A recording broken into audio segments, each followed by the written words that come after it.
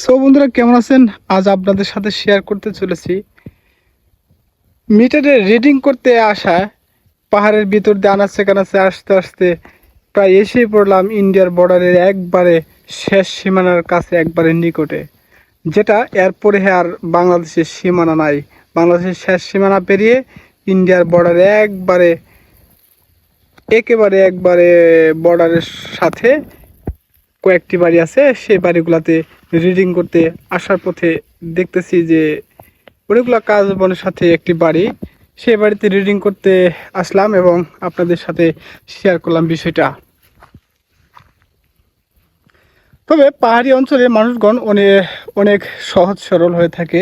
তাদের পথ চলাফেরা দৃষ্টিভঙ্গি অনেক ভালো এবং তাদের সাথে কথাবার্তায় অনেক চলমিল থাকে। তবে কিছু হিংস্র প্রজাতি থাকলেও অধিকাংশই মানুষ অনেক ভালো রকমের হয়ে থাকে। তো আমরা এই বাসার মিটারটি দেখব। এই বাসার পরিবেশটা খুব সুন্দর। মিটারটি দেখতে যাচ্ছি আমরা। এই যে প্রায় আমরা মিটারটির কাছাকাছি এসে পড়েছি। মিটারটা দেখতে পাচ্ছেন, এখানে ইউনিটটা বাড়ছে 468 ইউনিট। এখন আমরা এটা খাতায় নথি করে রাখবো, পরে এটা আবার অফিসে জমা দেব। তো আমি দেয়াল পেরিয়ে এসেছিলাম, আবার চলে যাচ্ছি অন্য বাসায়।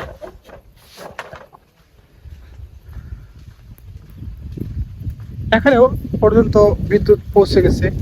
এখানে দেখতে পাচ্ছি অনেক বাতাসে কোলাহল মুক্ত একবারে নির্জন জায়গার ভিতরে কত সুন্দর পরিবেশ। মানুষ আসলে এই পাহাড় অনেক টাকা পয়সা দিয়ে অনেক বনভোজনে বা ঘুরতে আসে, যেটা আমার আসতে হয় না, আমি না চাইলে ওইটি দেখতে পারি।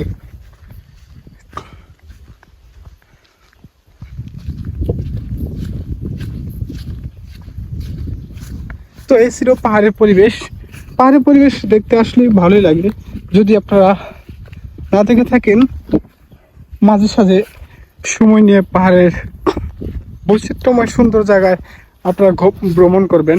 ভ্রমণ হচ্ছে মানসিক শান্তি দেয়।